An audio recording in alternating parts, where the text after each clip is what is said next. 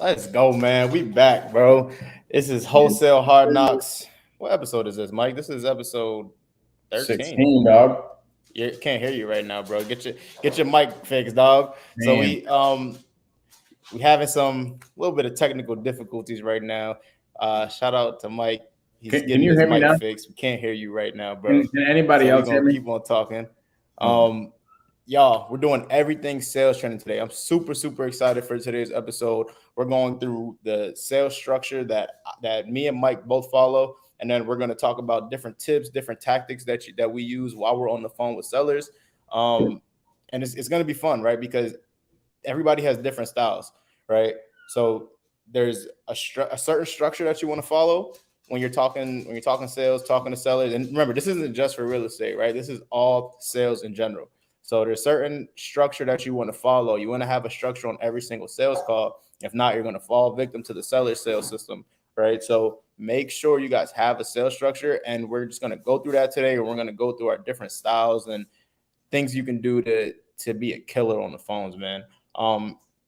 Mike's going to jump in here briefly. He's having some technical difficulties right now. So if you guys aren't subscribed yet to me or Mike's YouTube channels, I'm pretty sure the links are below. Make sure you subscribe to the channels below.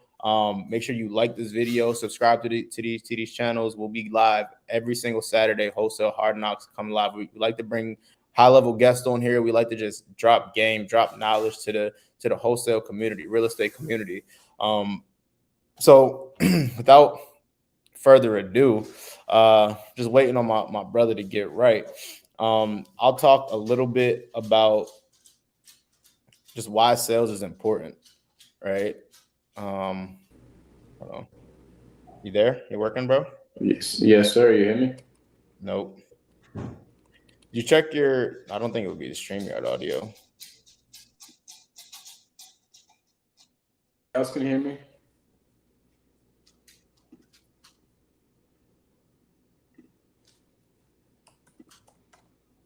All right, so while he's getting that done, let's just talk about why sales is important, right? Everything you do is sales. Literally every single conversation that you have is sales. For you guys in the comments in the chat, can you guys hear Mike? Can you guys hear Mike when he talks? Mike, try to say something, bro. Yo. Can you guys hear Mike? Let me know if you guys hear Mike in the chat. Say yes or no. Comment yes or no if you hear Mike in the chat.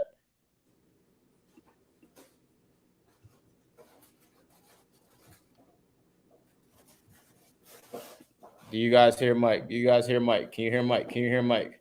Yes. Yo. I hear you now, bro. I hear you now.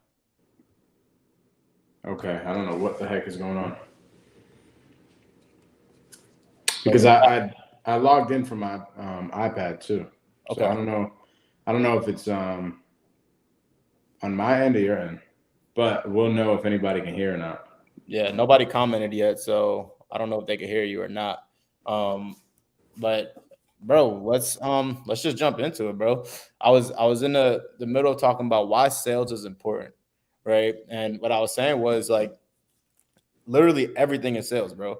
Every conversation you have, somebody's selling somebody, right? So if you don't feel like you're the one doing the selling, you're probably being sold, right? So it's important to understand and know that like every single conversation is sales, and know that sales isn't a bad thing, right? People look at sales and they give salesmen like a bad name, a negative name, and like that's like they talk about that in Sandler actually, right? It's like nobody tells their kids that they want them to grow up and be a salesman, right? Like salesmen have these negative connotations like grimy and sleazy and pushy, right? Like people automatically think that when you first hear sales, and when really it's the complete opposite, right? Like if you're a true salesman, a real salesman, you're out here solving problems, right? Everything you sell is solving a problem, right? And you understand that they hear you, bro. They understand that without a problem, there's nothing to be sold, nothing to be bought, right? What are your thoughts on that, bro? Yeah, bro. It's like I can't hear you again. I can't hear you, so maybe me. Okay. Ask right now if anybody can hear. Can anybody hear me? I hear you now. All right. Is anybody having trouble hearing me when Daryll can't hear me? Because I want to figure out if it's me or if it's Daryl's. Please pay Dirt 66 so that he can hear me. Pay Dirt 66. When I spoke and Daryll couldn't hear me, could you hear me?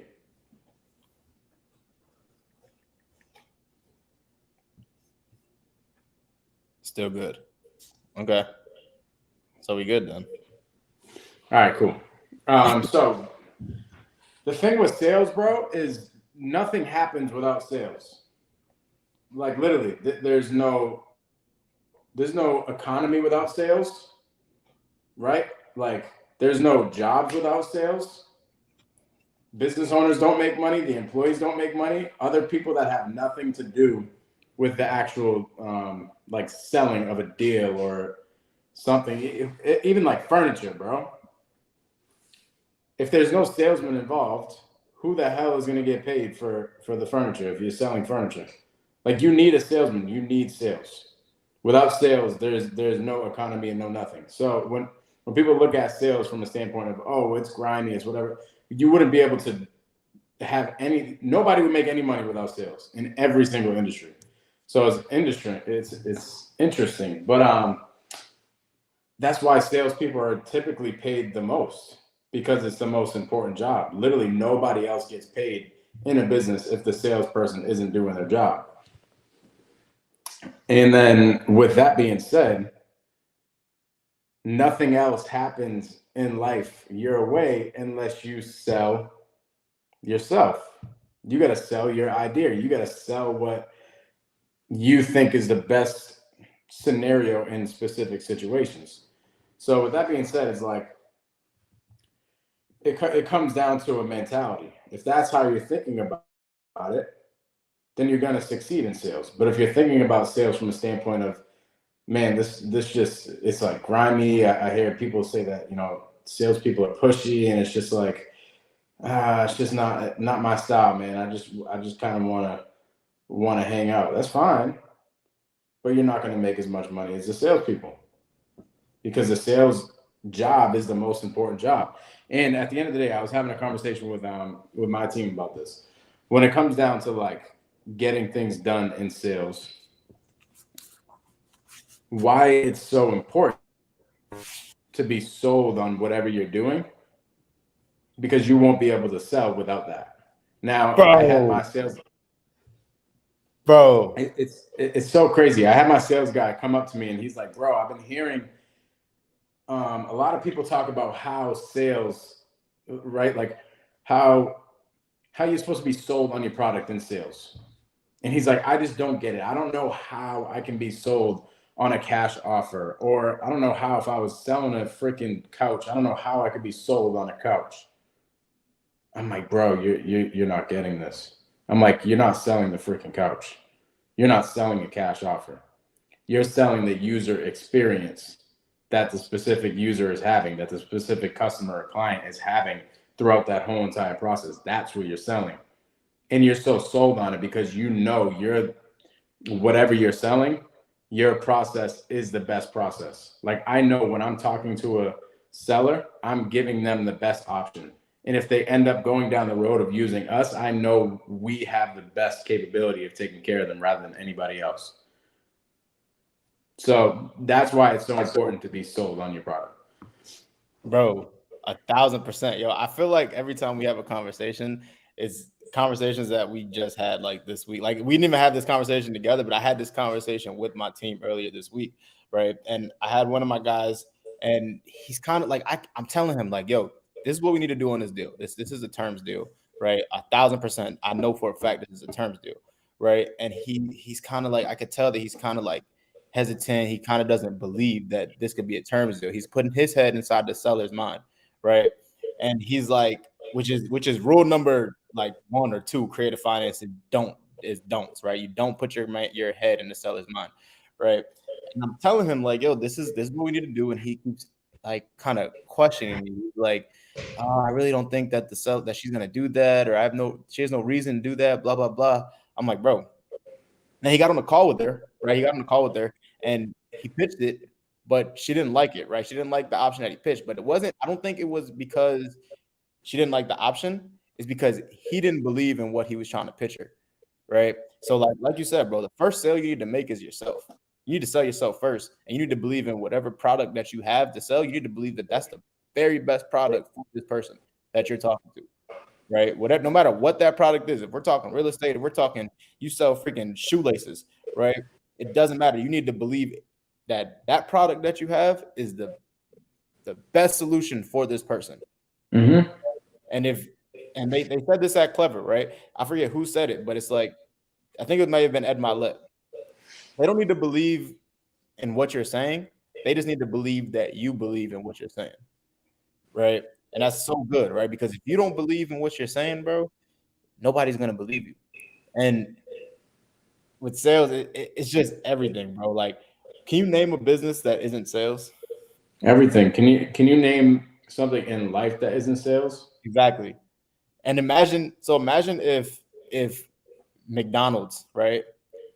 They sell burgers, right? Can you imagine if they didn't think that their burgers would actually sell? Like what would happen? Like if they didn't have the thought in their mind, like these are the best burgers in the world, even though we all know they're not the freaking best burgers in the world. But I'm sure the owners of McDonald's or the creators of McDonald's knew, like they knew that these burgers are the best. I'm going to challenge you on that. I bet they didn't think they're the best burgers. You didn't think so? What I bet they thought is that I'm going to provide the best user experience for everything, right? I'm going to make sure that we have the cheapest cheeseburgers and they taste freaking good. Word. And that a customer can come here and get it quick. Word. See what I'm saying? Yeah. Scratch out what I said. Dude, Happy Meal. Exactly. Like they're going to come to my freaking environment. It's going to be happy. I'm going to sell them on the freaking experience. Exactly. They might not have the best freaking cheeseburger that's made with freaking Angus beef and all this crazy stuff, right? But they're going to go give you the best experience possible for what you're looking for. And they're going to put it out in the marketplace for the right people. For me, bro, I ain't eating at McDonald's, bro. Right. I haven't eaten on McDonald's for like freaking 6 years. I'm not a good prospect for them. Right. If there was a McDonald's salesperson trying to sell me on a cheeseburger, I'd be like, bro, you don't believe this shit. You know I shouldn't go here. Right. But if there was another prospect, maybe it's just like a construction worker that, goes job to job. Like it just makes sense for him to go eat McDonald's. And that salesperson is selling him on eating McDonald's. And yeah, dude, I could sell, like if I had to go sell McDonald's. I don't like McDonald's. I'll never go there. I'll never eat there. I prioritize my food. But I know there's people out there that it's a good fit for them. I can go in McDonald's. I'll sell all the freaking cheeseburgers to the right people. I love it. See what I'm saying? Bro, let's get into the anatomy of the sale, dog. Let's talk about how you would sell McDonald's cheeseburger, bro. Like, where does it start? Why would you ever eat a cheeseburger from McDonald's, bro? Why would I ever eat a cheeseburger from McDonald's? Yeah. Well, I don't eat McDonald's either, but when I used to eat it, it was convenient. Got it. I didn't want to cook, so I drive past McDonald's, it's right there, right? I'll stop at McDonald's quick. It's convenient and quick. Okay.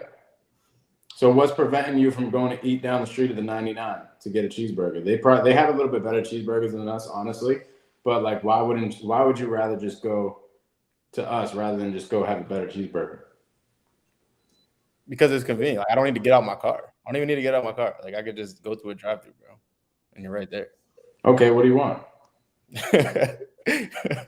And, dog, let's get this man a Big Mac, dog. Let's break it down, right? So, when you sell, right? When you're making your sales calls, right? And I noticed. I don't know if everybody else noticed, right? But the very first thing you did was what? Ask a question, right? Telling is not selling, right? So if you would have came up to me and said, I got a burger for you. You need to eat this, right? Like, this is the best burger in the world. It's only $1. Daryll would have said this, bro. I don't care about that shit, dog. I gotta go.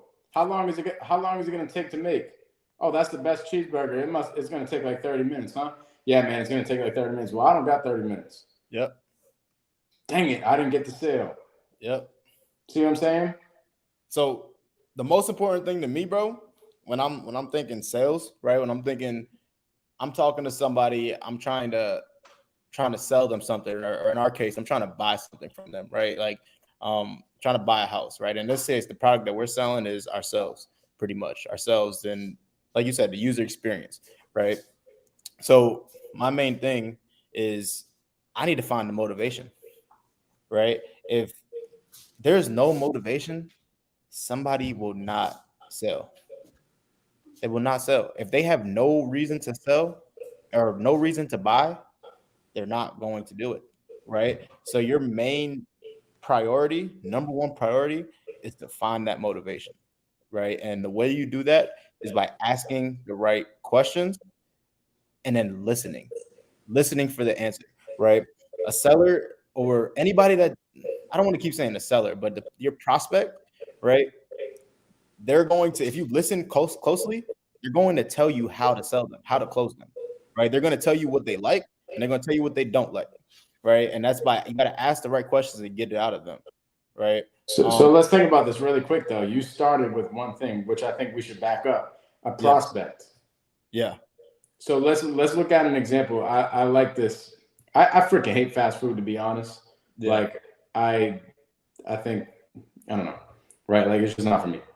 But let's just say you're at the mall. You know how when you're at the mall, you see a Burger King or something like that, and there might be people giving out free samples, or they're trying to drive traffic to the Burger King there, or maybe the Asian restaurant there, or whatever, right? Like in the food court.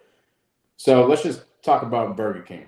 If Burger King had a salesperson like giving out little French fries or something to try to sell people and try to get prospects, what are they doing? They're going to go out in front of their little Burger King. They're going to have their free samples. They're going to say, hey, come get some food from us. Mike is going to walk by them. I'm going to say, nah, bro, I'm good. Yep. Don't spend your time on me. I'm not a prospect for you, dog. Yep. It's the same thing with the seller. If the seller's like, yo, I'm never selling my house. Like, I'm good. I want, if you're going to give me $1 million, cool. And the property is worth $250,000. That's not a prospect. Yep. You know what I'm saying? So first off, you got to find somebody that's interested. So how do you find somebody that's interested? You find somebody that raises their hand and said, hey, yeah, I would entertain a cash offer. I would entertain selling my house. I would entertain eating a cheeseburger from Burger King. See what I'm saying? But the people that are just walking by, like, dude, don't spend your time on the prospects that aren't interested. Right. And then so talk about prospects for a second. So prospects. So I mean, honestly, you could probably talk about that more than me, because when people send me leads, they've already like pulled a list and they've already done that part of it, right? Mm-hmm. So like when we get it, we immediately take them through our sales process, right? So I have my first contact, which is my lead manager. He'll call them, right? He'll call the seller. First thing that he's doing is confirm that they're even looking to sell, right? Mm-hmm. Like you said, right? So he'll call, hey, my name is Daryl. Came across this property that you own on 123 Main Street. My partner just sent it over to me. Said that you're looking to sell. I'm just calling to confirm, see if you're still looking to sell, or if that's like just totally wrong, right? They'll say, yeah, we're looking to sell. All right, cool. I just need to ask you a few questions to see if we're a good fit. If we're not a good fit, no harm, no foul. We'll walk away as friends. If we are, I'll pass you on to somebody on my team that can give you numbers, present numbers to you, right?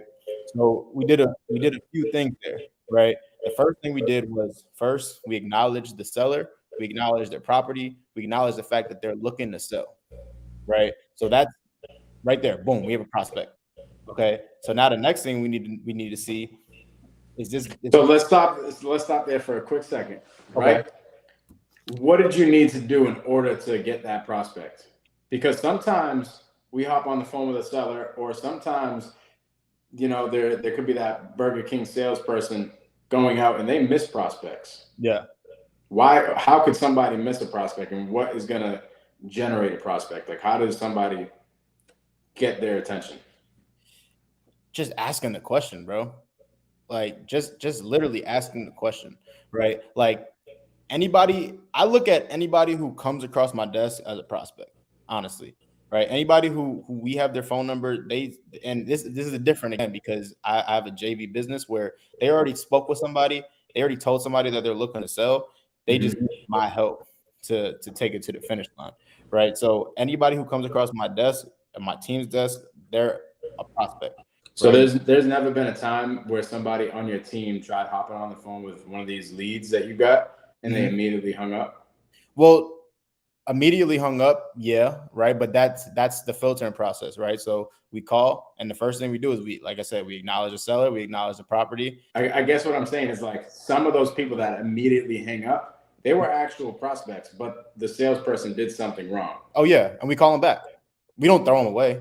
We keep calling. So what I'm getting at is like what causes somebody to stay on the phone with somebody? Because a lot of the times you'll hop on the phone and like somebody will want to get. They hear a salesperson, they're like, boom, even though they were a prospect. Right.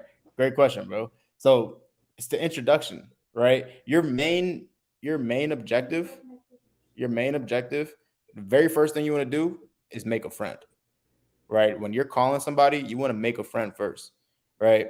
And a lot of people, they think, okay, I need to qualify this person, I need to disqualify this person up front. If they're not a good fit, I'm never going to talk to them again. But that's lower. That's a little further down the line, right? You need to take a couple more steps. Your very first couple words, your very first interaction with them, you need to just worry about making a friend, right? Once you make a friend, Caroline says this all the time. Shout out to Caroline Harborough. She says, friends get deals, everybody else gets retail, right? So your very first objective is to make a friend, right? So whenever I start a call or have my team start a call, they're calling them like we already know them, like we're already friends, right? So it's, hey, Mike, this is Daryl. How are you? What's going on? Right? It's not like, hey, is this Mike, the owner of 123 Main Street? Nah, you got to have confidence, one, and you need to just assume that this person that answers the phone is the person that you're talking to, and just flow like they're your friend. Just flow like they're your friend, bro. Bro, think about it. If somebody came up to you in the mall and was like, "Hey, man, I got these French fries and cheeseburgers. Like, to get the hell out of here, dog. What you putting in French fries and cheeseburgers?" Right. So, bro, number one, like I just told somebody this today, right? Like they asked, like, what are the? They said in the Q&A with sub 2, they said yeah, I'm comfortable talking to sellers. I just don't know the one-liners. I don't know the lines I need to use or something like that, right? I said, bro, don't worry about that, right? Just worry about making a friend, figuring out if they have a problem or not, and then providing a solution to that problem. It's literally all you need to do. That's it. It's so simple. The one-liners are important. I'm going to tell you a story really quick. I remember this is probably like maybe my first 3 months into sub 2 or something like that. And I'm just freaking listening to all of Pace's calls. Like I'm diving into this freaking guy. I'm like dissecting what the hell he's doing on every single one of his sales calls that he put in the vault. And I'm like, yo, this guy has the craziest one-liners. Like he's able to just think on the fly so quick. There's no way he has way too many one-liners to just have a whiteboard of one-liners. Like they're just so quick. I need to become like that. But I know, right? Here's what I related it to. I related it to just things in my past life, right? Like if you're having a conversation with maybe your girlfriend or some of your homies or something like that, you connect and you have these one-liners really quick. Does that make sense? Yeah, for sure. So with that being known, like let's just say Daryl was back in the day, Daryl was, a young stud and he was really good at getting girls. He picked up a lot of these one-liners. That all of a sudden, like while he's having conversations with shorties, he's able to say stuff quick. And that's what I related it to. And I'm like, but that didn't come right away. See what I'm saying? That comes with repetitiveness. But I see how good Pace is at it, and I know it's important. So let me be aware of it. And as I'm going along my journey, I'm going to start picking up these one-liners. Yeah. And one thing, Pace hops on a call with one of my sellers one time. It was midnight in my area. It was like 9 p.m. in his area. It was midnight in my area, and he called the seller in my area. Seller answered the phone, and right off the rip, he's like, "Oh my God, I really hope it's not 12 o'clock a year time. Right? It was just like something so quick. Yeah. And then went right into it. It was a reverse mortgage lead. He's like, hey, I'm actually the guy in the business who solely deals with reverse mortgages. Do you got a quick couple seconds? And I'm like, yo, how is he so quick? Yep. But I like realized the analogy you made with like talking to girls too, bro, because that's like, you gotta be a closer for that too, dog. Yeah, bro. That wasn't too far long ago, bro. You feel me? Like, that was a couple years ago, dog. That's really what it is. But I'm like, yo, we didn't get there like so quick. It started with us just talking to a lot of people, especially same thing with sellers. Like it takes a long time. But I was aware of it. So could you imagine if Daryl had a older brother or something like that he was looking up to that was getting all these girls? He would look at him and be like, damn, why is he so smooth? I understand that he's doing some like ninja stuff. I know I don't need that right now, but I'm aware of it. So as I keep going, I know what the hell I'm gonna have to do to get these. You know what I'm saying? For sure. Awesome, bro. So that's step one, right? Is your introduction. Do you want to pull up the Sandler submarine? I think that may be. Yeah. Here's what I'm gonna do. I'm gonna switch over to my laptop. Okay. Here, I can spotlight your. Boom. There you go. So, what's you guys hear me on here? Yeah. All right. So I hear it twice though. I hear myself. Do you have this plan somewhere? All right, there you go. Should be good. So if you guys don't know what the Sandler submarine is, what we're talking about, this is the sales structure that me and Mike follows, the structure that Pace follows, the structure that they teach us to follow in Sub 2, right? And read the book. The book is called "You Can't Teach a Kid to Ride a Bike at a Seminar." So if you guys have not read that book, you have no clue what that book is, I would recommend finding that and downloading it, getting the audio version, listening to it like 3 or 4 times, and just learn. Right? It's if you don't have a sales structure yourself, you're gonna fall victim to the seller sales structure. Right? Every seller has the same structure, and that is get as much information from you and not give you anything in return. Right? So if you're not following a structure, that's a lot of times when you're hearing, okay, that your offer sounds good. Let me call you back. Right? Let me think about it, or let me talk to my wife. Right? That's when you're not following the structure the right way. You're just giving out features and benefits, and you're not really selling. You're just telling, and you're going to lose deals a lot of time, because what they're going to do is when they say, hey, I have to think about it, they're not really thinking about it. They're taking your offer and they're shopping it around to everybody else that they're talking to. Right? So if you don't have a sales structure, you're going to fall victim to the seller's sales structure, and they're just going to get all this information from you. You're just going to be a free consultant. Right? A lot of you guys are on calls, and I was like this too at first. Right? I was a free consultant. Right? Here's what we can do for you. Here's what we can do. Blah blah blah blah blah. And I wasn't getting nothing. Right? Wasn't asking no questions. Wasn't getting the answers to nothing that I need. I wasn't getting the motivation. I wasn't getting pain. I was just throwing out numbers. You will never, ever, ever get a deal based off the numbers alone. Ever. We're buying houses at a discount, right? Or we're paying people over time. We're paying people's equity over time, right? That's not as sexy as people are expecting. They want their money now a lot of times, and they want retail value. So what we're doing, you are never, ever, ever going to get the best deal based off of numbers alone. You need to have a sales structure. You need to figure out what exactly this person on the other side of the table, and the whole goal is to get them to your side of the table, right? You want them to be next to you, right? But your whole goal is to figure out what they need.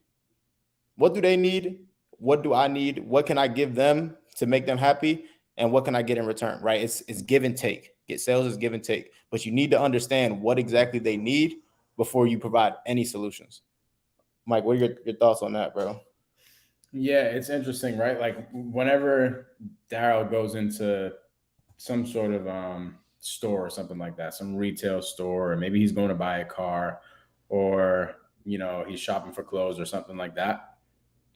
There's a salesperson that comes up to him, and immediately Daryl probably has a structure as a client. Yep.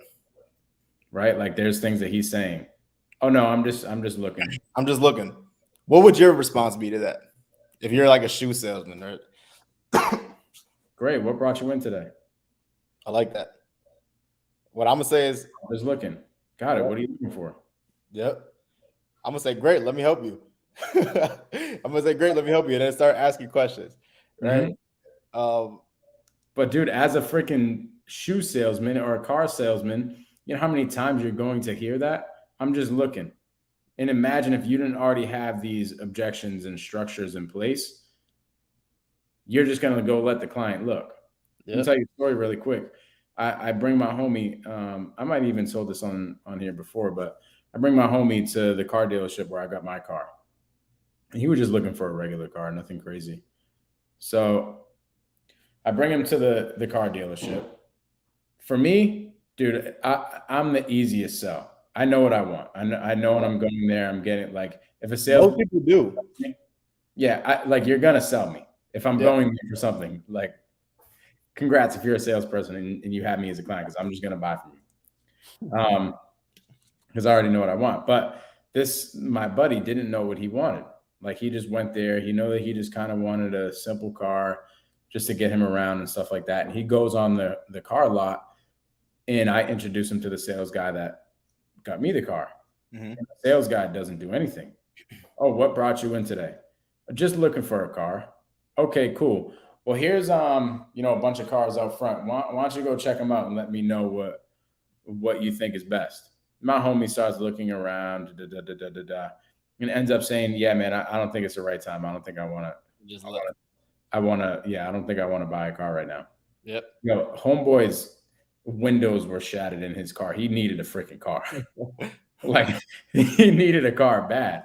So what ended up happening is the sales guy just said, "All right, bro, no worries. Here's my card. Give me a call when you're ready to get a car." I'm like, bro, like terrible. You didn't even figure out why he needed a car and everything. I'm just sitting there. I'm looking back. I ain't getting no commission. I'm not going to push him to go get it. You know what I'm saying? So I looked at the situation. I'm like, dude, I would have sold him the car because probably like 4 months later, he ended up buying a car from somebody else. And he drove around in a shit box for 4 months when he easily could have bought the car. He had the money. Easily bought a car. And bro, we're doing that every single day just by not asking questions, right? Like one of the best sales books, and I don't even think it's considered a sales book, is How to Win Friends and Influence People by Dale Carnegie. Because it teaches you, remember what we said, right? Your number one job is to make a friend, right? So How to Win Friends and Influence People teaches you how to be curious with people, how to understand how to have a conversation with people, how to get people to like you, right? Because people do business with people that they like, right? People do business with people that they know and trust, right? So like you need to just be interested, right? I preach to my team, right? Be extremely curious, right? And I don't think that, like, sometimes when I'm on the phones, I don't even do it on purpose, right? Like I'm just extremely curious, right? With everything, right? So if somebody tells me something, right, I'm gonna keep asking questions to dig deeper and figure out the whole picture, right? Because that's your job as a salesman. You need to figure out the whole story, the whole picture, so you can provide the right solution. Yeah, why would you ever come here and try to buy a car today? Yeah. What happened in your life so far to bring you in here and buy a car? What happens if you don't buy a car today? All these questions, like, dude, go check them out. Come back. Let me know if you like one. I'll bring you on a test run. Yeah. Homeboy didn't get no test run. Brad Lee, he talks. We'll talk about this later when we get into like motivation and stuff like that. Do you have the Sandler system, the Sandler summary pulled up? Mm-hmm. Let's get it, bro. What's up, Eric? Eric said car salesmen hate him. That's my guy. Can you see this? No. I think because I'm messing with the layout. There we go. All right, we see it now. You see this now? Yes, sir. Okay. So what Sandler teaches is a structure, like Daryl was saying. This is something that you can, let's think about this, right? What is a structure? A structure is something that you just abide by. It's not like a script. It's not like specific things that you have to say, but a structure is just something like your life is structured. Think about that. Maybe your life is structured. You have your time in the morning to yourself. You have a 9 to 5 where you work. You have maybe time to hang out with the kids. Like you have a structured life. There's not like a specific thing that you have to do in the gym every single day or a specific activity that you have to do with your kids every day. You just have to fulfill those buckets in your life. You have to fill up those buckets. You have to fill up your health bucket, right? So that's why you time block that time in the morning to go to the gym and eat right and all that stuff. But it doesn't necessarily have to be an exact script or something, right? It's just you got to fulfill it. So with that being said, what Sandler teaches is essentially all these buckets, all these little compartments in the submarine that you see here. Like boom, that's a compartment. These are all different compartments. And Sandler essentially says, in order to fulfill a whole entire sale, in order to get a contract signed, in order to get somebody to freaking go buy a car, in order to get somebody to take the next steps with you in the sales process, you have to fill up all these buckets. So you have to just fill them up. Boom, boom, all filled up. Sometimes you don't fill them up all the way, and you get all the way to the end and realize that, maybe this bucket is only filled up to that point. So you think you finished, and then you didn't get the sale, and you got to look back and you're like, what the heck happened? So you go back to a bucket and look, oh crap, I didn't fill this bucket up. Let me go do a better job at it. So we have an understanding of like what a structure is. But what Daryll was talking about as far as the intro and getting somebody to interact with you and give you some information, you have to do this. You have to bond and rapport. So my teachings are like a little bit different than this specific structure. Yeah. But what I do for bonding is essentially make a human connection. Yep. Right? Like I'm not, a lot of people will look at rapport, to back up a little bit, rapport as like, talking about cats and dogs and all these things. That's not it. That's not rapport at all. Exactly. I bond with somebody through a human connection, whatever that is. It could be making them laugh. It could be letting them know I'm a serious person, letting them know whatever, right? I make the connection with them instantly so that they know that this isn't some robot calling them. This isn't some scam call or anything like that. I make them feel super, super comfortable right from the get. It's just like I talked about with the Burger King situation. If somebody came up to you and was like, hey man, I got these, burgers and fries. You want to buy some? You know what I'm saying? That's not, you didn't bond with nobody. Hey, Daryll, what's going on, man? Are you hungry? Like, wait, this is a real person. He's asking if I'm hungry. It's a little bit different, right? You're bonding with somebody. Now, that's bonding. That's just getting somebody to interact with you. You got to connect with somebody so that they are willing to have a conversation with you. Yeah. You got to go up to some girl and be confident in order for them to even entertain you. You know what I'm saying?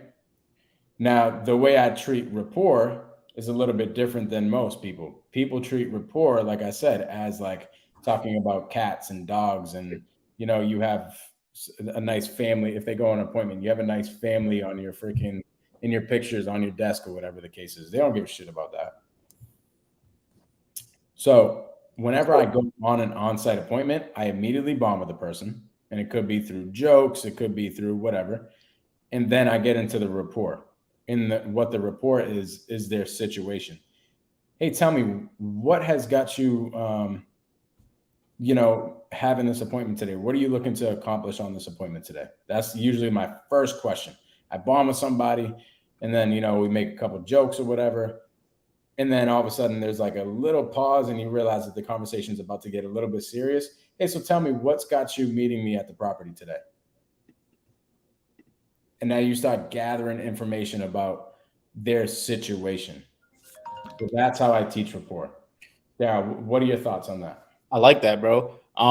So mine is a little different, right? We're 100% on the same page with bonding, right? I tell my team all the time, like, I'm like, yo, I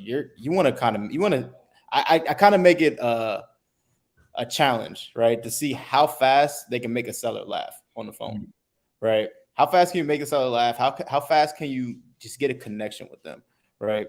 So a lot of times we'll open it up, and if we have the opportunity to make a joke or bond on a different level other than the house, we're gonna do it, right? Of course, like I said, we're introduction. We're gonna acknowledge the house. We're gonna do all that stuff, but first we're gonna try to find some type of getting on the same page and just bond, right? Now for rapport, now you did say this, right? It's credibility, right? It's not cats and dogs. It's nothing like that, right? So you do a lot more in-person appointments. A lot of mine is over the phone, right? So the way that I provide credibility is showing that I actually do this business, right? Getting them to understand that I actually do this business on a day-to-day basis, right? So I was just listening to a couple of my calls last night, actually just putting together some clips and stuff like that that I'm going to send to Nick. Shout out to Nick. If you guys, Nick Vlay is editing videos and stuff like that. So I was putting together some clips to send over to Nick, and I was listening to some of my calls, and I opened up a lot of them the same, right? And this is kind of a mix of the upfront contract and credibility. It's the credibility that the report goes into the upfront contract, right? So I'll say, hey, I'm the guy on the team who decides what houses that we're gonna buy every single month. I have 10 deals in front of me right now. We can't buy all of them. We're only gonna buy about 5 this month. So, and then I get into my upfront contract, right? So me telling them like, hey, I have 10 deals in front of me. I'm buying 5 a month. That's like, okay, this guy's serious, right? This guy's making calls. He's closing deals. He's buying houses, right? So that's how I build my rapport, my credibility. Nobody questions the fact that if I can actually close, or they don't ask me what my business name is. They don't ask how many deals I've actually done. They don't ask none of that, right? Because I set the standard up front. Like, hey, I'm the guy.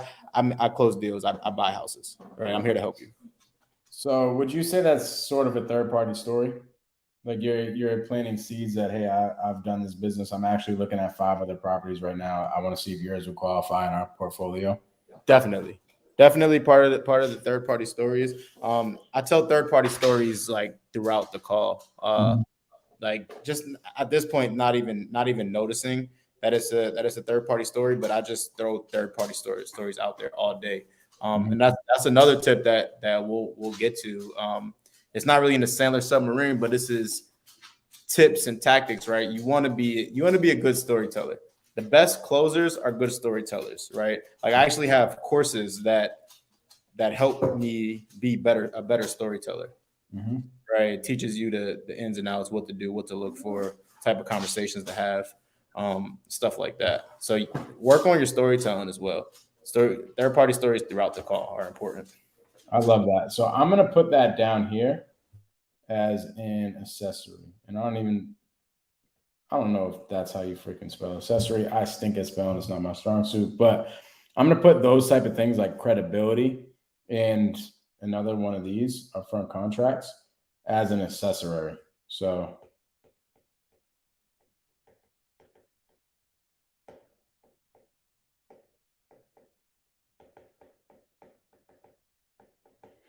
I use third-party stories and upfront contracts, like you were talking about, throughout the call. So essentially, I know Sandler teaches these upfront contracts, and we're going to go over them really quick. He teaches them as a bucket to fill. Just in my particular sales process, I use it as one of these things that Daryll talks about, as essentially just like things that you use throughout the call to help you navigate the call. So it's You're supposed to. You're supposed to. You're supposed to have upfront contracts all throughout the call, bro. And it's like it's for me, it's like an accessory, or like a tactic. That's kind of how I'm looking at it, right? These buckets are more just like information that you're gathering and performing on. And like we said, it's a structure, right? So like what I used to do with Sandler, I used to have a board that had the submarine, the compartments up there, right? So it's like if you're going through a call and you don't know what to do next, you're like, okay, I did my upfront contract, but I didn't get the pain yet, right? So we go to the pain, right? So I think that's the main thing for having a actual sales structure, right? Well, go ahead, bro. So I love that. So essentially, up to this point, bonding and rapport, I have figured out exactly what is going on in the seller's head as far as like what's their situation. So what is their situation? That's why in my rapport questions, I'm asking like, hey, what's got you meeting me here today? What are you looking to accomplish? Da da da da da. Right? I'm figuring out what is their situation. What do they want? What's going on here? Now, upfront contracts. We're gonna go over this a little bit later, so I'm gonna X this out. Can I hit that? Can I just what you just said? So the what's their situation part? Me personally, the way that I do it, that is all in the pain bucket. But you can do it again. You can do it either way, right? So I do mine in the pain. I like to find their exact situation, what their problem is, how did they get there, and what's the solution, right? What do they think the solution is? That's how I go about the situation. I like it. Yeah, I mean, you could do it pretty much either way. Yeah. So for pain, for me, like you just said, I'm just digging a little bit deeper for my pain, because what I'm doing with pain is I'm teeing myself up for this. So at this point, I kind of already have an understanding of what their pain is, because I built some rapport and I figured out their situation. But now I'm getting them to dig deeper on it. Does that make sense? Yep. So once I get to the pain bucket, essentially I'm making them feel their situation. Yep. So what are some ways to dig deeper into the pain? Because a lot of times, right, like people get, and I hate using the word scared, but people be scared to ask these tough questions and get deeper into that pain, like what's really going on, right? What are some ways that you get into that? So it could be a situation where a seller has a tenant that hasn't been paying for a little bit and stuff like that, and they give me that stuff in the report. Hey, what's got you meeting me here today? Well, you know, my tenants just left. They finally went through the eviction process. And I'm just kind of looking to sell this property now. Okay, when you're looking to sell, whatever. Like I get through all that stuff, and then I get into wait, like how long were they not paying for? Right. And I get them to start telling me all their pain. Oh, they weren't paying for 6 months. Wait, and you were paying the mortgage that whole entire time? Yep. Holy crap. Okay. You see what I mean? Now they're starting to tell me their real pain. Yep. So for me, the report is like their whole situation. Hey, I'm here today because I want you to buy my house. You know, I had some tenants that weren't paying their rent for the past 6 months. I had to go through an eviction. It just wasn't really. It's just not what I want to go through again. And I have them start, when I get to the pain bucket, I have them start telling me that stuff back, like in depth. I love that. Okay, wait. So like, I could imagine that you wouldn't want to go through that again, right? Yep. What would it look like for you to go through that again? Would you want to just maybe rent this thing out? No, I wouldn't want to rent this thing out. Like I thought I was going to lose the house to foreclosure because they weren't paying. Like now they're starting to tell me the pain. Yeah, right? I like that. So like this, and guys, remember, right? Like me and Mike, we follow the same structure. We just have different styles, right? So we do things a little differently. They both work, right? But it's ultimately, it comes down to you and your style. What makes you feel comfortable, what you like better, right? So do you usually, Mike, do an upfront contract before you get into the pain, or do you, like, is that why, or do you do that later? Is that why you X that out? I exit out because I do it like throughout the whole entire contract. All right, cool. So, I mean? So I want to go over upfront contracts really quick. Yeah, we could do that really quick. Give an explanation of what an upfront contract is. Right. So you want it to be. Hold on. Let me put my phone on Do Not Disturb, bro. Focus time. So an upfront contract, right? Picture it like this. Picture we've all been to elementary school, right? You go into class and your teacher has on the board, okay, class, today we're going to read this book. Bro, if I decline your call, don't call me again. If we're going to read this book, right? This is the book that we're reading today. We're going to read chapters 1 through 2, right? She's telling that makes you feel more comfortable, right? Because you know that this is what you're doing, right? So the upfront contract is pretty much telling your prospect what you're going to do, how you're going to do it, how this call is going to go, what the next steps are, right? It's just laying everything out onto the table, right? And just pretty much getting a commitment from them to move forward and to work with you before you sign an actual contract, right? So you're getting permission to like, the way I look at it, you're getting their permission to continue to move forward, right? You're getting them to agree. So like my very first upfront contract is, I'll say something like, hey, I just got this note on my desk saying that you're looking to sell from Mark. I don't have much information here. So it's my job to, ask you a few more questions, go over the questions that I do have for you, ask you something, see if we're a good fit. If we are, we could work out some numbers possibly on this call. We could work something out. If not, then we can maybe have a follow-up call in a week or so, right? Just letting them know what our next steps are. And then I get straight into the pain, right? I get straight into my questions. And the way that I do that, right, I go from upfront contract to pain. The easiest way, like I'm really proud of myself on this. It's finding the motivation as fast as possible, right? Finding that pain as fast as possible. So I get through my upfront contract, and if they don't just give it to me, like in the bonding and report stage, they don't just give it out to me. The very first question that I ask is about the occupancy, right? So I'll act really confused and I'll say, man, I can't see here. Is this property rented? Is this vacant?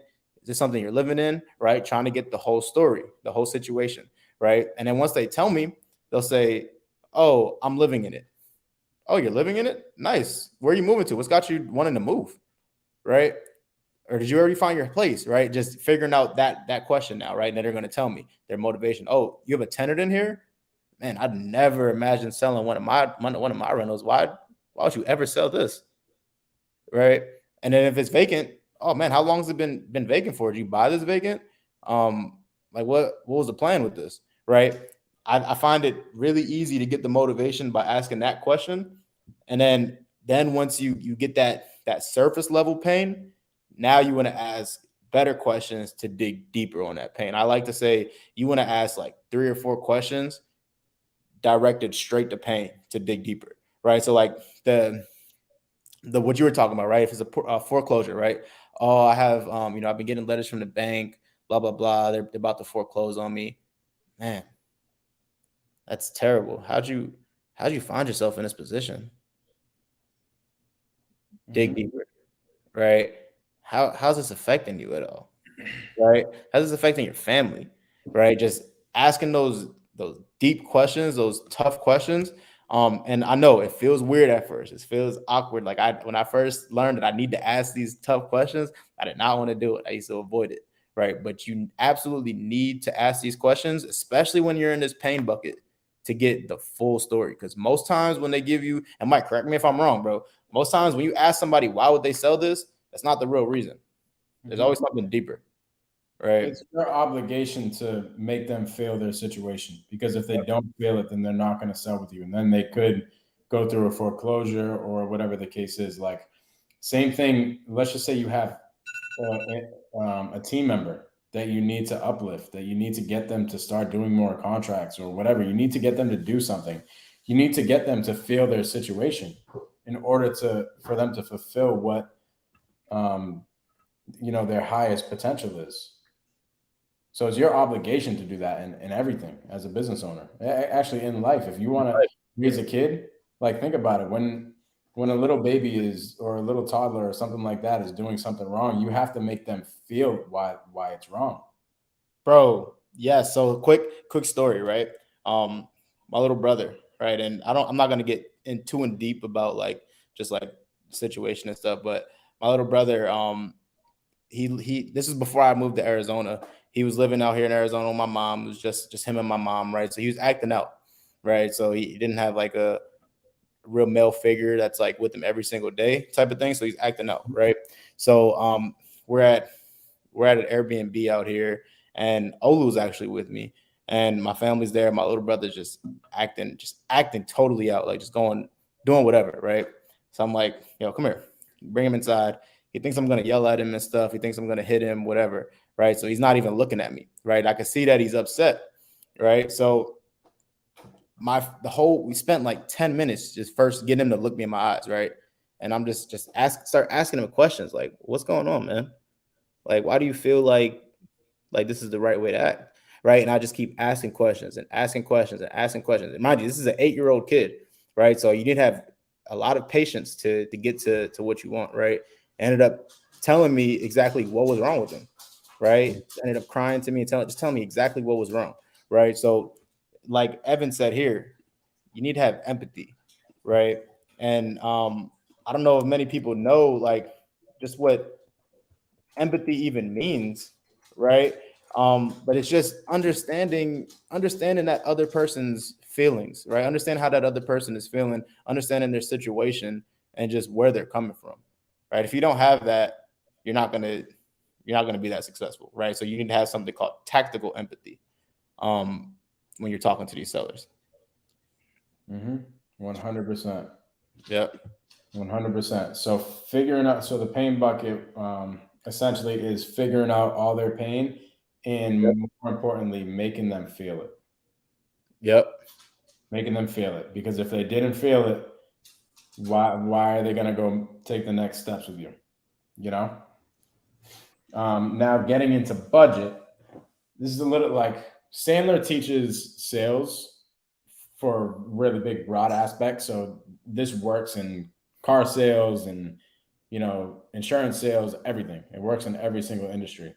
So when he's going over budget, right, he's typically talking about like, hey, how much can you spend? For us, it's a little bit different because people aren't spending money. We are buying their house. Yep. So it's a little bit different for us. We need to figure out like how much money do they need?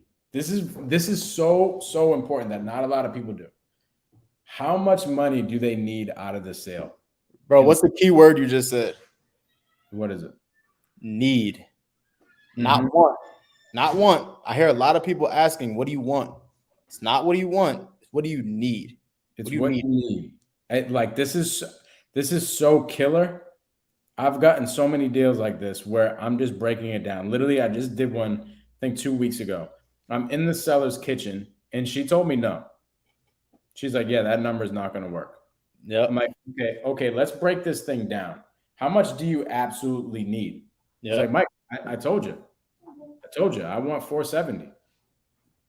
I'm like, Donna, listen. Like, what's got you needing that 470? Exactly what do you need this 470 for? Yep. And she's like, oh, okay. Well, I need money for the down payment for the house. I have to, she's disabled, so she needs to get some accessory things like a generator and some other things that she needs for the house.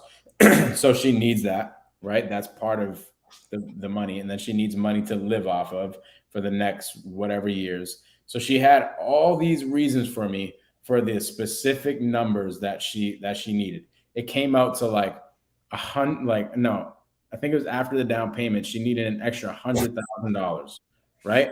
So I broke all those numbers down. Come to find out, we needed to be at 450. Come to find out, getting her 450 ended up netting her the number that she needed. And then she made it make sense. And I'm like, listen, if we do this thing at 450, you're covered. Right.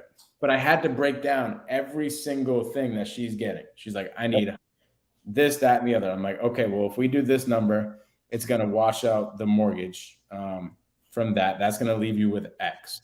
Yep. Now, what do you plan on doing with X? Okay, well, I'm going to need money for the down payment. Okay, I'm going to need this, that, and the other. And I started breaking it down to the point where I was like, Donna, literally, this 450 is going to have you covered. you're even going to have a little bit of extra money here. Why are we waiting? I love that. And she's like, oh my God, yeah, let's do it. So breaking down their financial situation. Another thing that just happened with a lead that my sales guy was working on is the seller had his daughter figuring out the financial situation. And I was telling my sales guy why it was so important to get the daughter on board and to figure out like what their financial situation was, is because that's what is going to justify them making a decision. Mm-hmm. And that, bro, that's big. Also what Evan just said here in the chat, right? He's like, I like the work from the mortgage. That's part of what they need, right? And it's like, why do they need something? So I had a seller one time, right? She was asking for a certain price, right? And I asked her, I'm like, would you have a mortgage on this? Right? And she's like, oh, that's none of your. I asked her, what do you owe? I said, how much do you owe on this? She's like, oh, that's none of your business, blah, blah, blah. I'm like, okay, that's fine. Right. And I said, I gave her a third-party story, right? I said, well, honestly, Donna, let's just use the name Donna. I said, Donna, a lot of our sellers, a lot of times, they ask for like really, really high numbers a lot of the times. And that's a lot of times because they have no equity, right? So they need that high number so they can pay off their mortgage and walk away with some money, right? I just need to make sure, is that something that you're dealing with here? Is that why you're asking for so much? And turns out that's what it was, right? So you need to figure out what they need and why they need it, just like Mike said, which is awesome, right? And then like, so like we're doing one. I just had a question on Facebook that he asked, how do you structure such low monthly payments on your deals? And it's about what this seller actually needs, what they need to accomplish, right? Yeah. We just locked up a deal yesterday, a seller finance deal. Seller was asking for she honestly just wanted to be protected, right? She wanted money coming in every single month. She wanted interest coming in every single month. She was asking for like $1,500. We ended up getting her to like 700. And it's like, we figured out what exactly do you need this $1,500 for, right? Turns out she didn't need $1,500. She just wanted to make sure that she was being secure every single month. And I'm like, there's other ways we can secure you, right? There's other ways we can secure you. Monthly payments really doesn't do that for us, because we're not going to be able to cash flow. That's actually less security for you, right? If I can't cash flow. So you got to figure out the full story, just like in the beginning, right? What's their situation? What do they absolutely need to move forward? You get really good at building the rapport and building the credibility.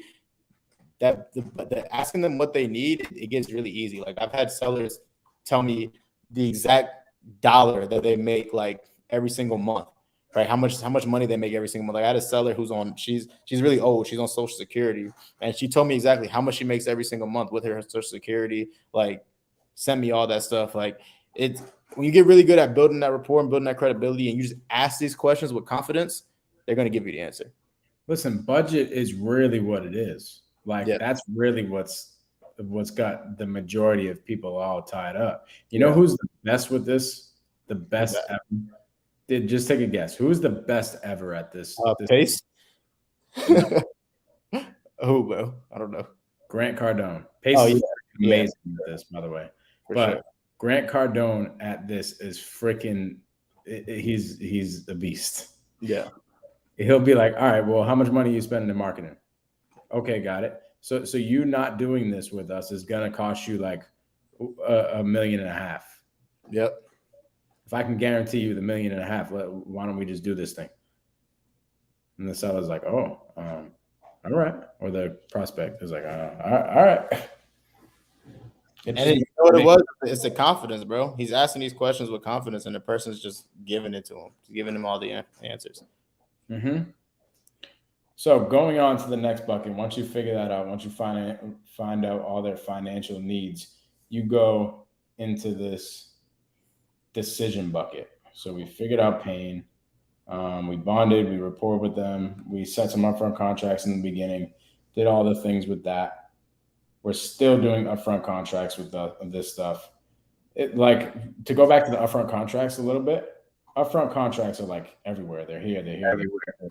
Like they're throughout the whole entire thing. Like even before getting into, for me, what upfront contracts is like setting the expectations and getting permission to move forward.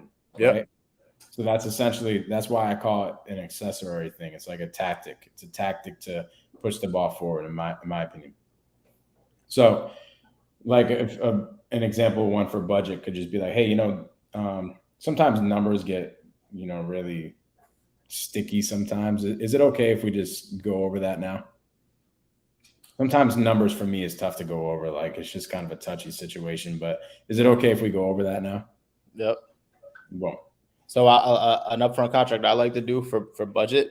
For my upfront contracts, it's always trying to get closer to the sale, right? So I'll say like, hey man, I'll say something like, so if we before we get into numbers, right? I just need to make sure like if we agree to terms and numbers today, everything is good, everything is how you like it. Are you ready to move forward today, or is this something that we should follow up on in a few days? And then we talk about numbers, right? Because again, it makes no sense to talk about it, spill the beans if they're not ready to make a decision. Love it. Hell yeah! Same thing with third party stories. We're telling all these things throughout this whole entire thing. Like, oh yeah, I was just talking about his thing for budget. Like one thing you could say for budget is, hey, I could tell that story that I just said before.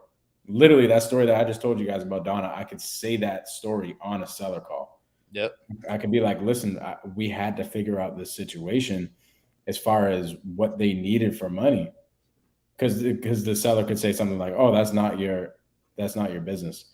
Yeah, no, I get it. I mean, even me, I wouldn't want to tell some random person on the phone, my whole entire financial situation. But we literally just got a deal done by figuring the seller's financial needs out. The seller was going through this, that, and the other. They needed this amount of dollars. We weren't going to get it done if I didn't know that information. See what I mean? So that's a third party story. Yep. Now going into the decision is essentially what is going to justify them making this decision.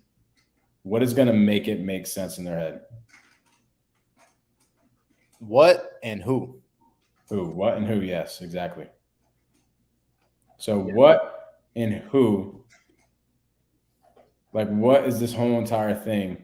How is it going to make sense for you to go sign the piece of paper or to go buy the car or do whatever? Yep. Who do you got to go talk to? And to me, honestly, this is one of the most important steps, right? Because so yesterday, right, Andrew on my team was pitching terms, right? He's pitching terms to somebody. It's this old lady. She said earlier in the call that she needs to run things past her daughter and make sure that she's okay with everything, right? So Andrew's getting ready to pitch terms. I feel it. I feel that he's about to pitch terms. Like he just disqualified Cash, and I feel him about to go into his terms pitch. And I start typing in the chat. I'm like, no. I just started spamming no, bro. I'm like, no, like do not do that, right? And then once he got off the phone, I'm like, do you know why I told you no? He's like, no. And I'm like, if you would have pitched terms to this little sweet old lady, right, what's going to happen? Do you think she's going to make a decision today or right now? No. She's going to tell you, oh, that sounds good. I need to go talk it over with my daughter, right? And then what's going to happen when she goes and talks it over to her daughter? Things will get lost in translation. She's going to tell somebody, she's going to tell her something. Her daughter may not like the sound of it and instantly shut it down. Boom, your seller's ghost. You don't hear from him again until you freaking change your number or something, right? So this step is super, super important to figure out who all is helping them make this decision. And like Mike said, what is going to help them get this? What exactly do they? And it's about what they need, right? What do they need in this process to make them move forward and help them say yes and make this decision, right? And when are they going to make a decision? So who's going to help them make a decision? What's going to help them bring us to this decision? And when do they need to make the decision? So Donna, for a perfect example, her who was her grandson. She's got to run everything by her grandson. I'm like, I get it. So we got to get the grandson on the same page. What was also the things that justified the decision was, hey, we got to make sure that we find her a place to go. Yep. See what I'm saying? So figuring out everything. Yep. Right. So figure out exactly how she is going to make the decision and who and what is going to justify that. And then you get into the fun part. You literally use all of this. Yep. And you tee yourself up for your pitch. Yep. Okay, Donna. So I know this mortgage at the moment is getting overwhelming for you. Right? What did I do there? Painting that picture for it, bro. Mm-hmm. I know this situation as far as the mortgage payments are getting a lot for you. You're getting older. Like it just doesn't make sense for you to have this multifamily anymore. I mean, if we could fix this situation and you no longer have to deal with any type of tenants, and then you get all the money that you need, and as far as getting the other house and getting all the necessities for the other house and having enough money to move forward for the next part of your life. And then obviously, we find you a place to go and your grandson justifies everything. What's going to prevent us from moving forward? Nothing. Okay, let's get this thing done. Yep. And what he did, guys, was he used, remember, we talked about we want to be snipers, right? So he didn't throw all this out until he got to the fulfillment step, right? He understood her pain. He understood what she's trying to accomplish. And then once he got to that fulfillment step where he's going to pitch his pitch, right? You use that pain that you gathered up to paint the picture of happiness, right? The pot of gold at the end of the rainbow, right? You paint everything for them and you use their pain so you just bring everything back full circle, so good, bro. Paint the picture. That's really like the biggest thing here. Yep. Paint the picture. Sorry, my handwriting stinks, but you paint the picture of what it's going to look like when this whole entire thing's done. Yep. And you can even say that. You start telling a story like of what her life is going to look like in the next 3 months or something like that. And the reason why you know that this is the best solution for them is because you got them to tell you what they're actually trying to accomplish throughout the call. Right? They told you everything. They told you all this, right? So we're just using this at the end and just saying, okay, this is what you want to do. This is where you're at. This is where you're trying to go. Here's the solution to help you get there. Mm-hmm. Love it. So we hit on their decision. We use all these to go for our pitch. That's our fulfillment. Now what? Now you gotta post sell this bad boy. People, this is the number one misstep, bro. People do not do this enough, right? So I love the post sale step, right? So this is how we do post sale. And shout out to Jeff Smith because I learned this from him, right? So Jeff is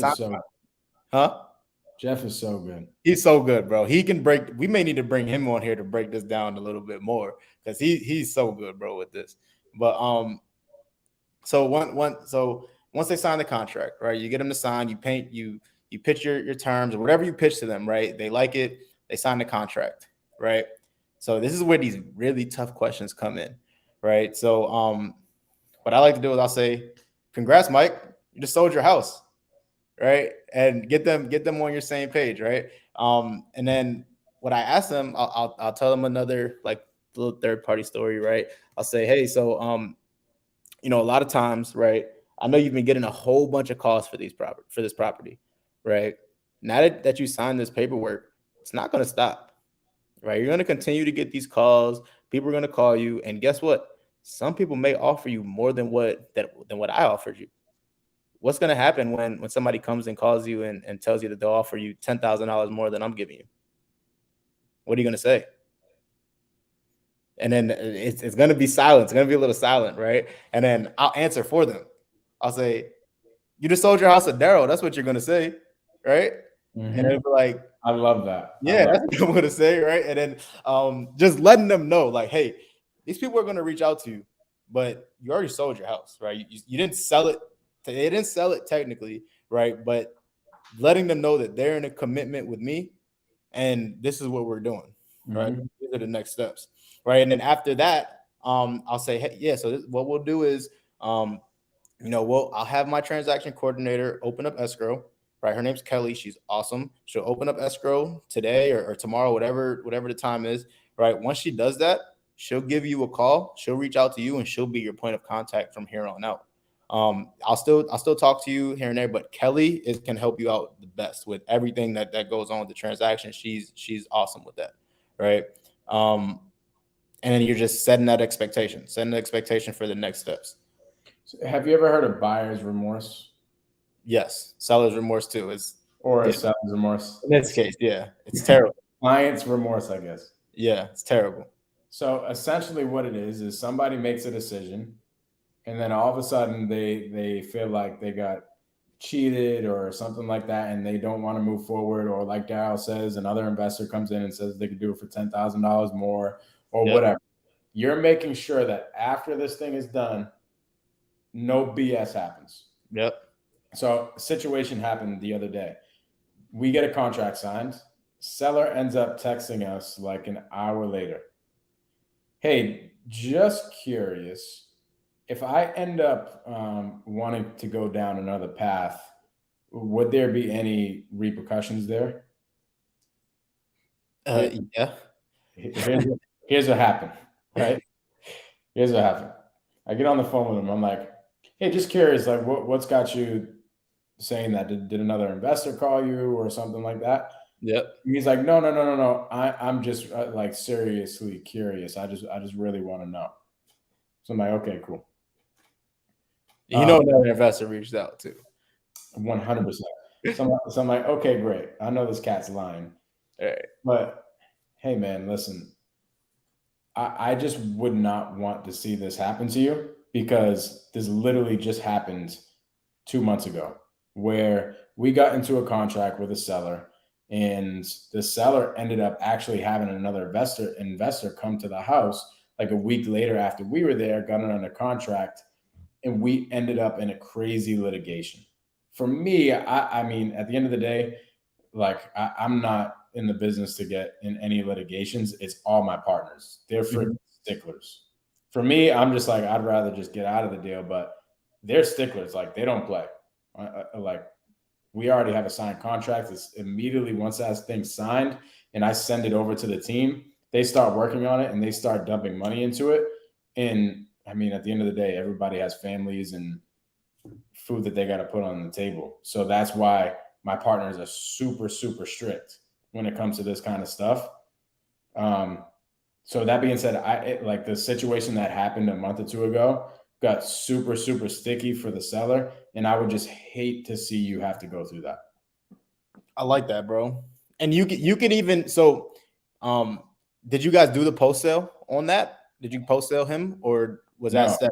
Right. So I think if you would do when it came to that. Right. Right. So that specific thing, like having another investor. I like that. And I'm actually gonna add that to my post sale, right? And I'm gonna say, right, I'm gonna tell that same third party story that you just told, right? I'll say like, hey, we got into litigation and stuff, and I'll say, I'd much rather not do that.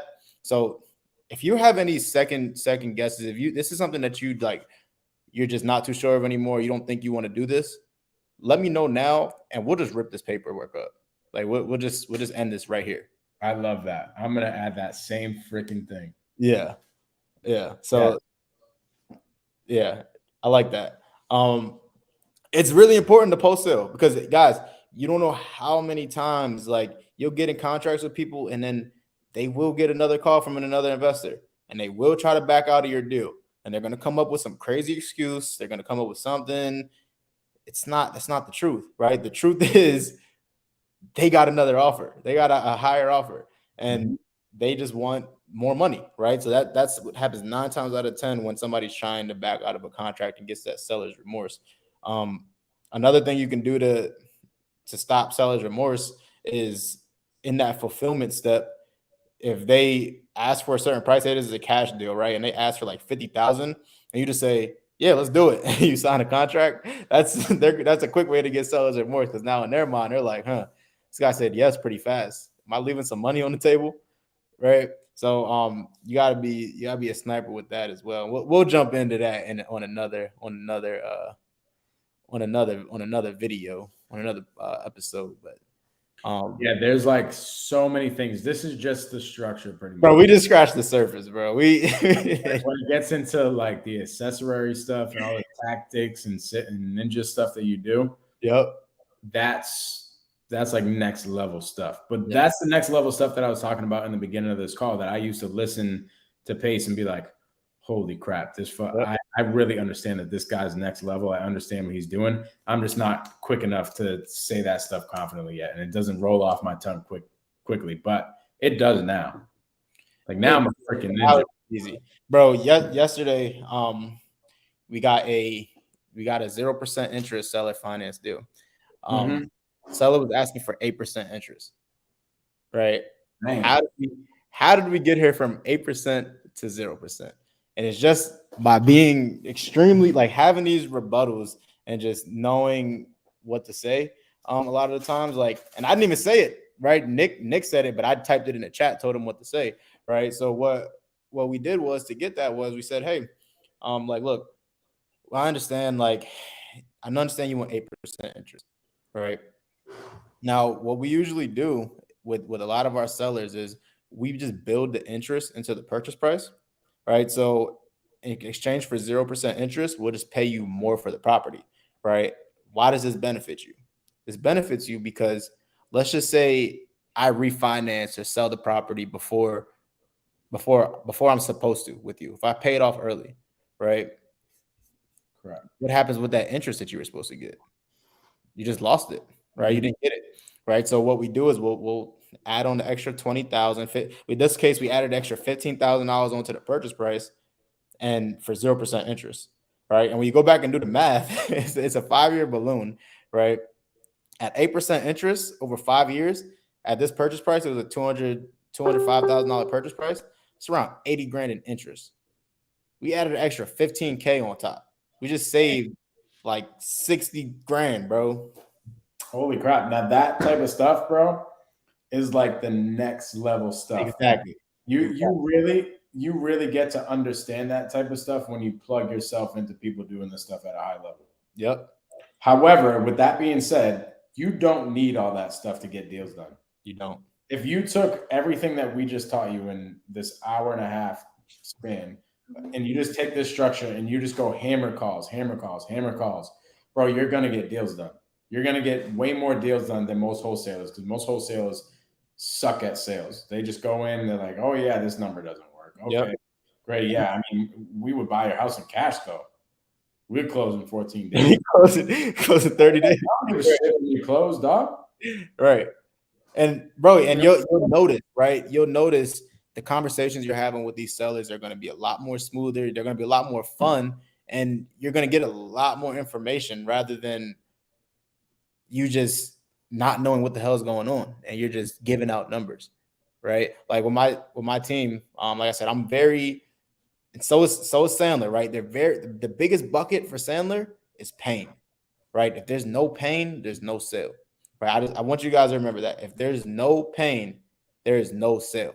And pain doesn't always have to be like, oh, a family member died or foreclosure.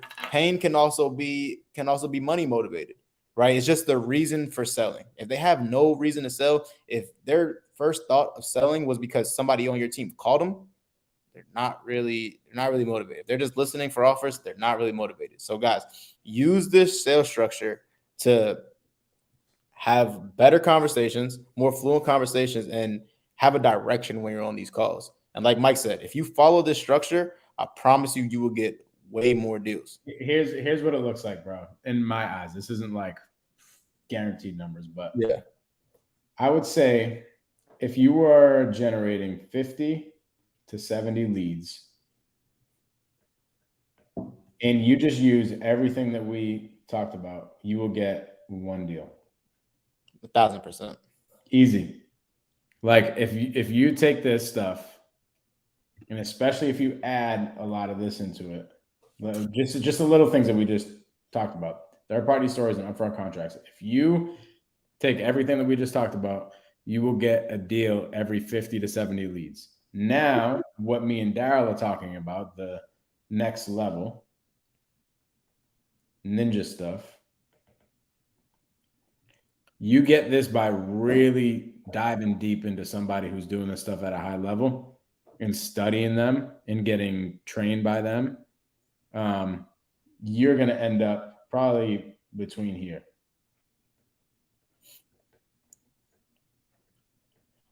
I don't know, bro. I don't know if we could do another episode about the ninja stuff, bro. That might be giving up too much sauce. Yeah. No. Here's the reason why. Here's the reason why we couldn't just do an episode of that. That's the next level stuff is almost like mentorship stuff. Yeah. You have to stay on calls. It's like hours and hours and hours. We only have an hour or two a week here. You know what I'm saying? For sure.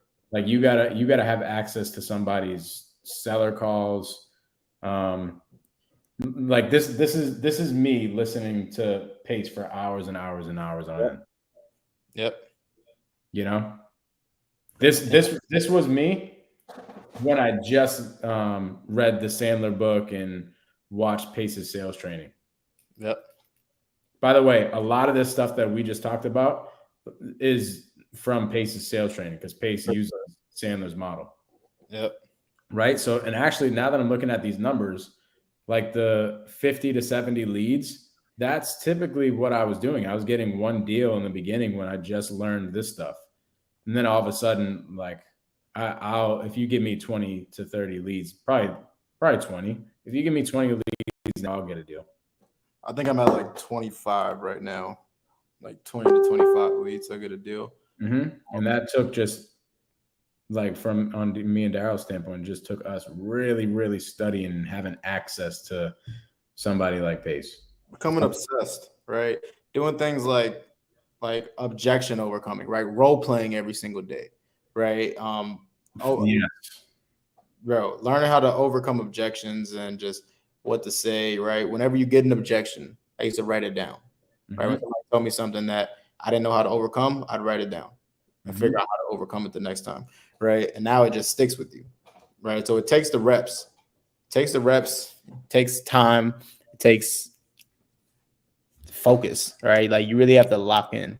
There was a time where I was only listening. I wasn't listening to music. I wasn't listening to nothing but Pace's seller calls. Dude, it takes you having somebody to look up to when it comes to sales, and it takes you getting coached and taking a shit ton of action. Yep. That's it. Like that's really what this next level ninja stuff is. Hell yeah. Bro, I love this episode, bro. This is fire, bro. Yeah, drop some love. If you guys learned something today, put something in the chat. Let us know if you learned something today or if we just wasted our time. You have anything that you want people to leave away with, bro? Like just with the Sandler submarine? I would say go back and watch this a couple times. Yeah. And go hammer the freaking phones on Monday and start utilizing this structure and come to the episode on next Saturday and tell us how you did. Word. I like that. If I can leave people with one thing, right? When you're on a phone call, remember, get the pain, get the motivation. Why are they selling? If there's no reason to be selling, do not waste your time. Don't there's somebody on the phone who is waiting for you. There's somebody at home that's waiting for you, that needs you to call them and needs you to help them out of their situation. Right. I asked my team a question the other day. I said, and this is from Grant Cardone. He was on an interview and he was talking about it. Right.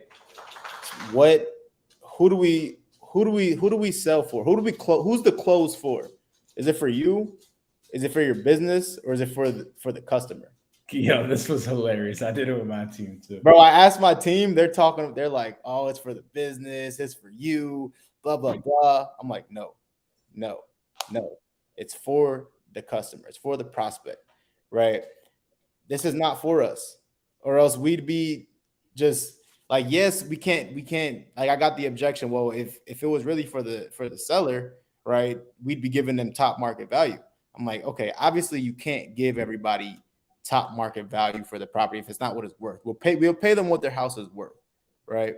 That's why we have other strategies to get them out of their certain situation. But the main thing is to get this person out of this situation that they're in that's causing them pain, right? And if you're going in there with the mindset that this is for you, this is for you to make money, this is for you to come up, right?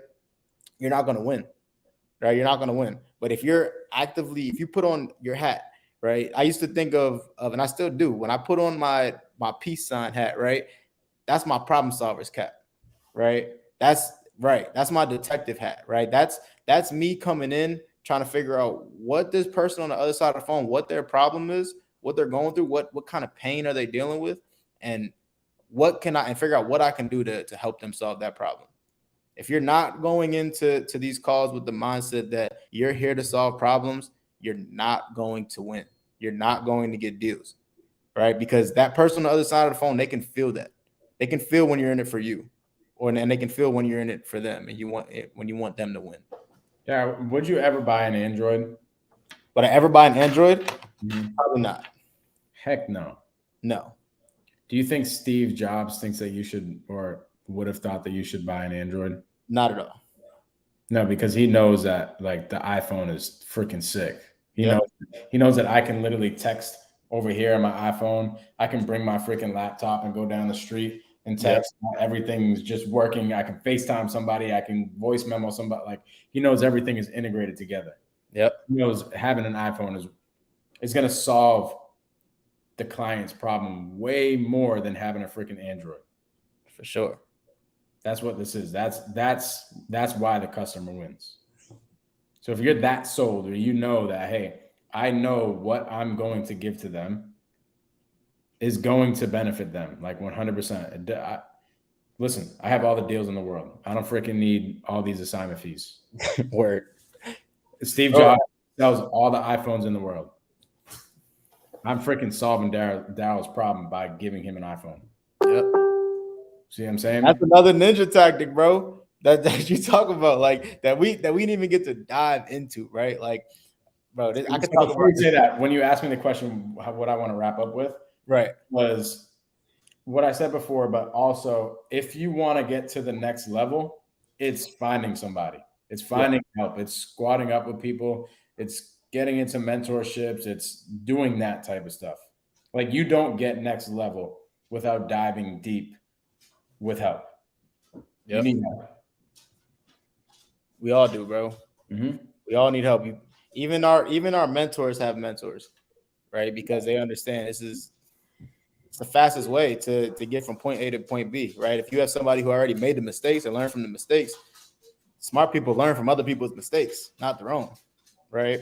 So, if you want to dig deeper and figure out like what these ninja tactics are, how are we closing these deals, what other tactics are we using to get sellers to give us all the information and get us come up with solutions, right? Real win-wins for both of us. Find you a mentor, find you a coach, find somebody who's going to put that time in and help you get to that next level. Word up, bro. Hell yeah. Yo, this is Wholesale Hard Knocks, man. I don't even know what episode we're on right now. Next week we have a great great guests in store. We have two guests. You about to be on TV or something? I don't even know if we're allowed to announce that yet, bro. But maybe, right? I don't think it's a big deal, but shit. Yo, we got a couple coming in that they're doing fixing flips, luxury fixing flips in Hawaii, out of Hawaii.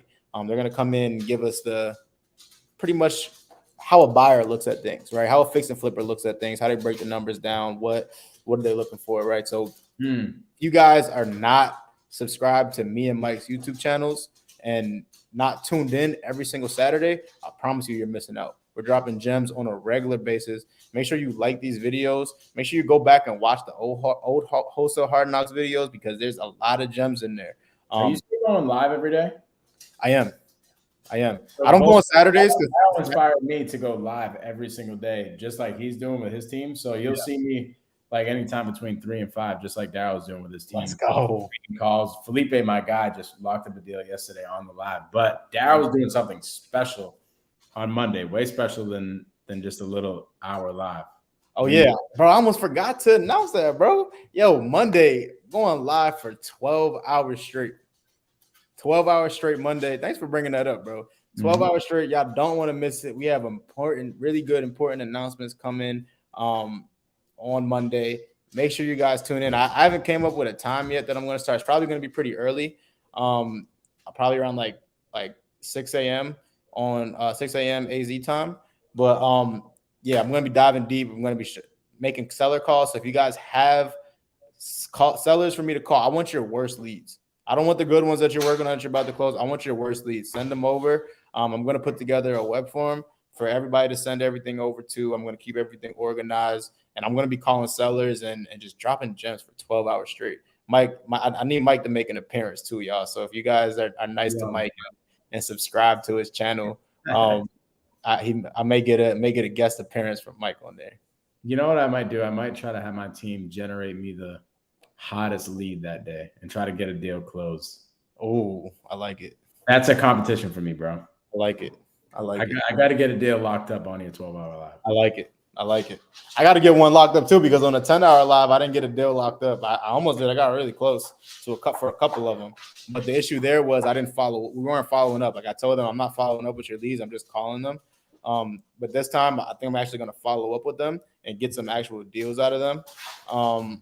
But yeah, guys, make sure you guys subscribe. Make sure you guys are on the lookout Monday. Let's just say 6 a.m. I'm going to be going live for 12 hours straight. So you know what I'll do, bro? I actually have an appointment for a deal that we got locked up on Monday. I will do a property walkthrough live. Heck yeah, let's do it. I might even have to renegotiate with the seller. So you guys, I like that. Let's do it. Yo, guys. I'm so grateful for everybody who tuned in today. Just remember, subscribe to both of our channels, like these videos every single Saturday, 9 a.m. AZ time, 12 Eastern time. Tune in to Wholesale Hard Knocks. We're coming live and we're dropping gems every single Saturday, y'all. I appreciate y'all. Mike, you got anything for everybody? Peace. I appreciate y'all so much. Hit subscribe to all the things on all of our YouTube pages. We appreciate y'all. Yes, sir. See y'all next week.